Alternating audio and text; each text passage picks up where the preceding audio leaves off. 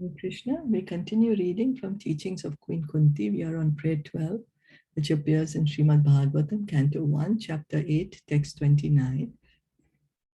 O Lord, no one can understand your transcendental pastimes, which appear to be human and so are misleading. You have no specific object of favor, nor do you have any object of envy. People only imagine that you are partial. So we have been reading the purport by His Divine Grace, A.C. Bhaktivedanta Swami Srila Prabhupada, and we'll continue reading it. The real purpose of the Lord's pastimes is His free will.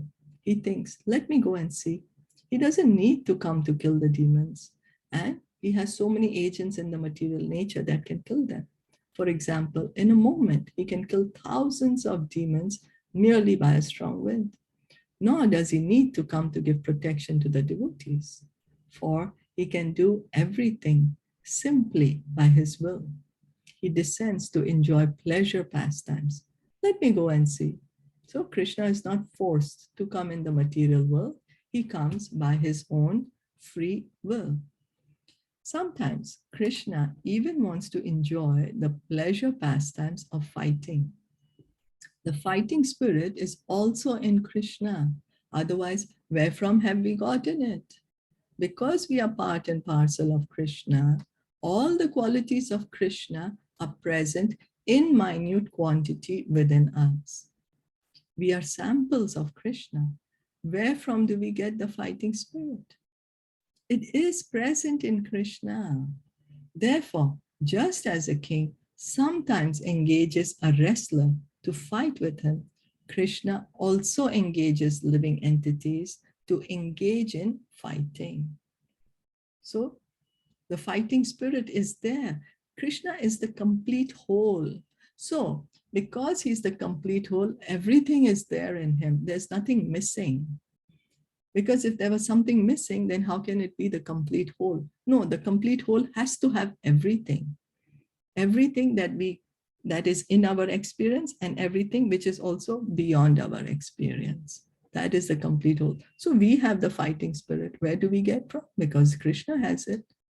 Krishna also has this fighting spirit. So Krishna engages living entities to engage in fighting. Like the king also wants to see sometimes fighting. The king wants to fight with someone. So he'll get someone to practice. How does the king fight otherwise? No citizen is going to fight with the king, otherwise they'll be put in prison. But when the king desires to fight, he'll say to a fighter, come fight with me. Same, Krishna also. He engages living entities to engage in fighting. The wrestler is paid to fight with the king. He's not the king's enemy. Rather, he gives pleasure to the king by mock fighting. But when Krishna wants to fight, who will fight with him? Not anyone ordinary. If a king wants to practice mock fighting, will he engage some very qualified wrestler? Yeah, so a king, if he wants to practice fighting, he's not just going to pick up anyone on the road and say, okay, come, you fight with me. No, if he really wants to fight, he wants to get that pleasure of really giving a good fight. So he'll get the best of the wrestler to fight with him. So Krishna, who's going to fight with Krishna? Krishna does not fight with anyone ordinary, but rather with some of his great devotees. Because Krishna wants to fight, some of his devotees come down to this material world to become his enemies and fight with him. So Krishna, he's not going to fight with any ordinary person, only his devotee. And that's the reason. For example, the Lord descended to kill Hiranyakashipu and Hiranyaksha.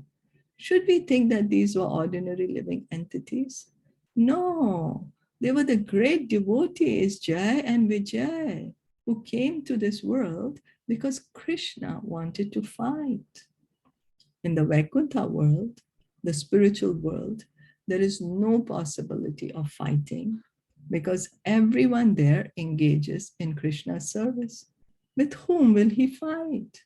Therefore, he sends some devotee in the garb of an enemy and comes here to this material world to fight with him. At the same time, the Lord teaches us that by becoming his enemy is not very profitable. It it is better to become his friend. So Krishna has a desire to fight. So Jai Vijay, they came as Hiranyakashipu, Hiranyaksha. They were for 3 births, Ravan and Kumbhakaran, and then Shishupal and Dandavakar. But by this pastime also Krishna shows us that it's better to become Krishna's friend rather than his enemy. That's the lesson he teaches us by this pastime. And also we might say, oh, Krishna, you're bringing your devotee here and letting them play the part of a demon. Why? But it's for our benefit. When we hear such pastimes, when we hear, we get benefited. We are remembering Krishna, we are getting purified. Recently we were hearing the pastime of Lord Varahadev in Bhagavatam. And then at the end of hearing, it said that one who hears we get a great benediction by hearing these pastimes. So it's for our benefit that Krishna performs such pastimes. So Kunti Devi therefore says, Na Veda Kaschit Bhagvams Chikeshitam. No one knows the purpose of your appearance and disappearance. Tavehamanasya Nirnam Vidambanam. You are in this world just like an ordinary human being, and this is bewildering. So it's bewildering. Krishna is acting like an ordinary human being. And so people wonder what's happening. You know, this is not God. I mean, you're just acting like how other people act. Because Krishna sometimes appears like an ordinary man, people sometimes cannot believe or understand his activities. They wonder, how can God become an ordinary person like us? But although Krishna sometimes plays like an ordinary person, in fact, he is not ordinary. And whenever necessary, he displays the power of God. So although Krishna is acting, he's acting like an ordinary person. He's acting as that he's a human being, but he is not. He is the Supreme Lord. He's not an ordinary human being. He is God himself. And he displays his powers of God. When 16,000 girls were kidnapped by the demon Bhaumasur, they prayed to Krishna. And therefore Krishna went to the demon's palace, killed the demon, and delivered all the girls. But according to the strict Vedic system, if an unmarried girl leaves her home, even for one night, no one will marry her. Therefore, when Krishna told the girls, now you can safely return to your father's homes, they replied, Sir, if we return to the homes of our fathers, what will be our fate? No one will marry us because this man kidnapped us. Then what do you want? Krishna asked. The girls replied, we want you to become our husband. And Krishna is so kind that he immediately said yes and accepted them. So this is the reason Krishna married the 16,000 girls. Is because they were kidnapped by Bhaumasur, and if they would go home, then nobody is going to marry them because that was the Vedic system at that time. And so the girl said, but you marry us, Krishna. And he said, all right, okay, I'll marry you. So we can see how kind he is. It's not that he wants to enjoy with 16,000 girls. That's why he married them. No, he's giving them shelter and protection. Now, when Krishna brought the girls back home to his capital city, it is not that each of the 16,000 wives had to wait 16,000 nights to meet Krishna. So it's not that, okay, 16,000 wives, so one night I will be with one wife and another day with another wife. No, rather Krishna expanded himself into 16,000 forms, constructed 16,000 palaces, and lived in each palace with each wife. That's what he did. He expanded himself. Can we expand ourselves?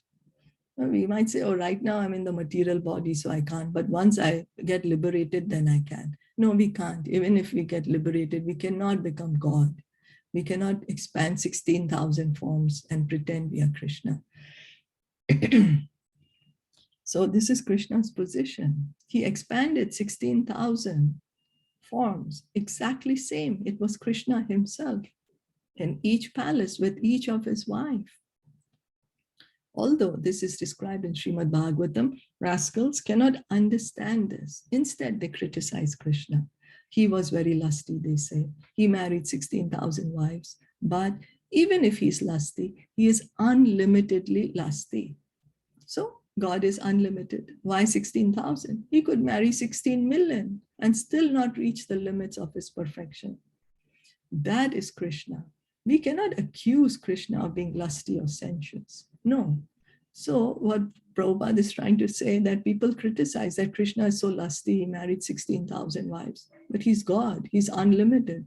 So Prabhupada is saying his lust is also unlimited. So he could have married 16 million wives. So, and it's still because he's unlimited, there's still no limit to it. So we cannot accuse Krishna of being lusty or sensuous. No, there are so many devotees of Krishna, and Krishna shows favor to all of them. Some ask Krishna to become their husband.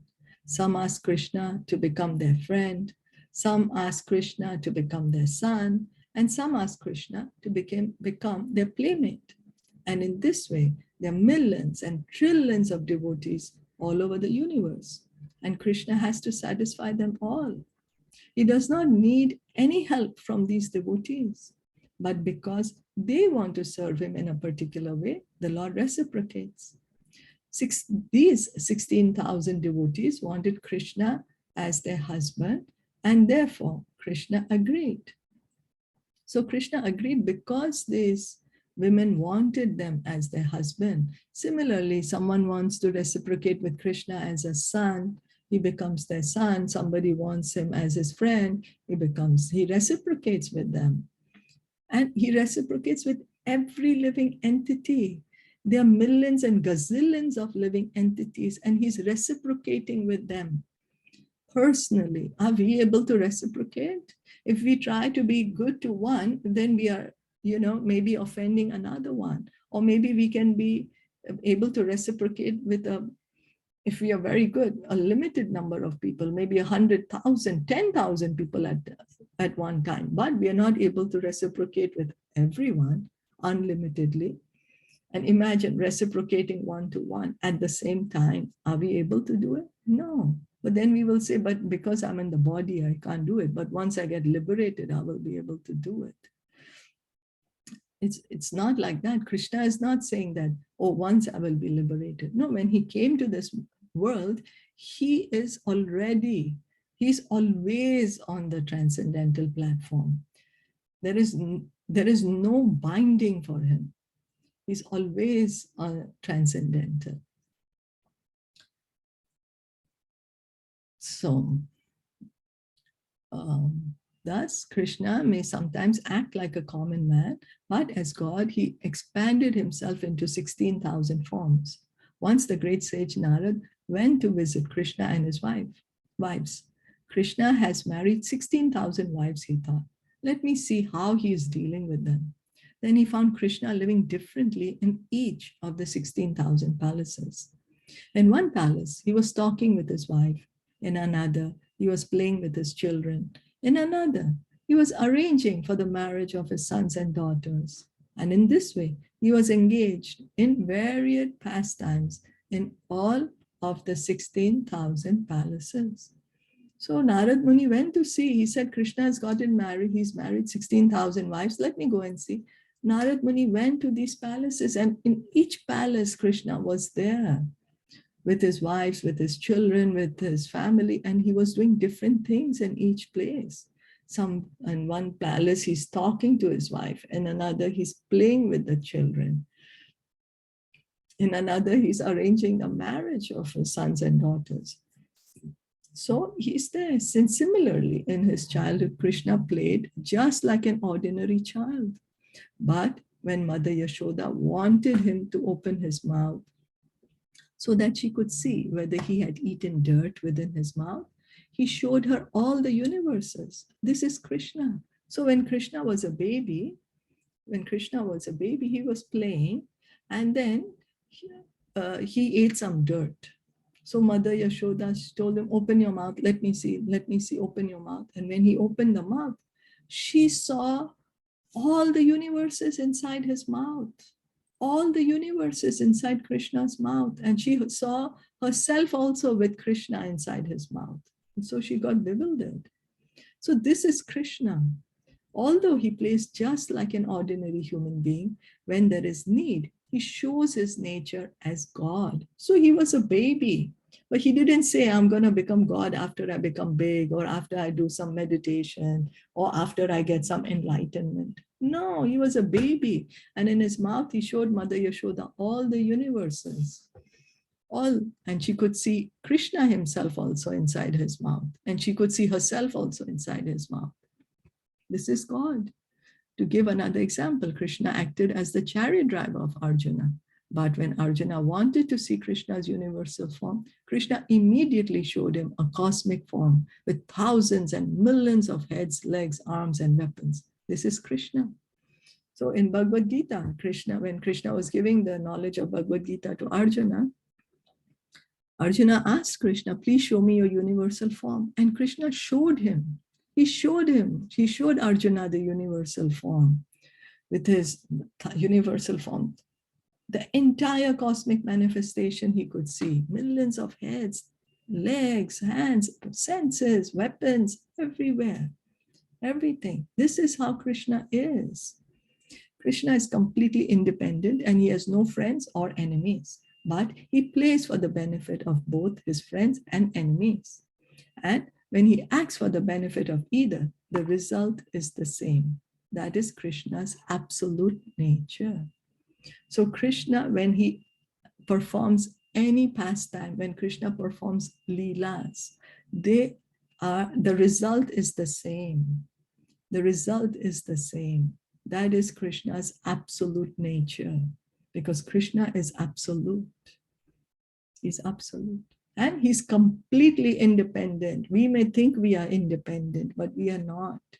We are not. Well, we might say right now I'm not independent because I'm in the material world. But even in the spiritual world, we are not independent. We are under the shelter of the spiritual energy. Right now, we are under the shelter of material energy. In the spiritual world, we are under the shelter of the spiritual energy. That's the position of the living entity. That's why we are called marginal energy, Tatashta Shakti. We are Krishna's Tatashta Shakti. We are marginal energy of Krishna.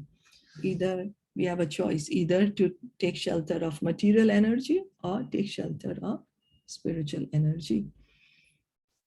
The choice is ours, but we are spirit souls. So it is in our benefit if we take shelter of spiritual energy. And that begins by hearing and chanting. Hearing and chanting about Krishna. Hearing from Bhagavatam, Bhagavad Gita, chanting the Hare Krishna mantra. So any questions or comments?